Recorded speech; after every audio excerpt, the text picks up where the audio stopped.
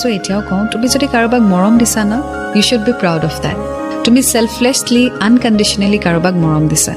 সেই মৰমৰ ভেলিউ যদি কোনোবাই দিব পৰা নাই, সেইটো তোমাৰ ভুল নহয়, তাত তোমাৰ দুখ নাই। গতিকে তুমি কিয় কষ্ট পাই থাকিবা? তুমি কিয় দুখত থাকিবা? ইউ শ্বুড বি হেপী যে তুমি মৰম দিছা, তুমি অনেষ্ট হয়, তুমি ষ্ট্ৰং হয়, তুমি ট্ৰু লাভ কৰিছা। চ' ৱাই আৰ ইউ ছাফাৰিং? তুমি ছাফাৰ কৰিব নালাগে। সেইজনে ছাফাৰ কৰিব লাগে যিয়ে তোমাৰ সঁচা মৰম হেৰুৱালে। সেইজনে ছাফাৰ কৰিব লাগে যিয়ে তোমাৰ নিচিনা ল'ৰা এজন হেৰুৱালে। সেইজনে ছাফাৰ কৰিব লাগে যিয়ে অনেষ্টি হেৰুৱালে। Isn't that? চ' তুমি কিয় কষ্ট পাই আছা? You should be happy. তুমি মৰম দিলা, তাই ভেলু নকৰিলে, তাই গুচি গ'ল। কেতিয়াবা হয়তো তাই বুজিব তোমাৰ মৰম, and that will be too late. এতিয়া প্ৰথম কথা হ'ল, তুমি নিজৰ বিষয়ে চিন্তা কৰা, নিজৰ কথা চিন্তা কৰা, মা দেউতাৰ কথা চিন্তা কৰা, কেৰিয়াৰৰ কথা চিন্তা কৰা, and love will come to U.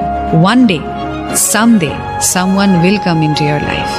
অকলে কেতিয়াও মানুহ স্পেণ্ড নকৰে। There will be someone in your life, but except that person who values you, who understands you and who loves you. So all the best.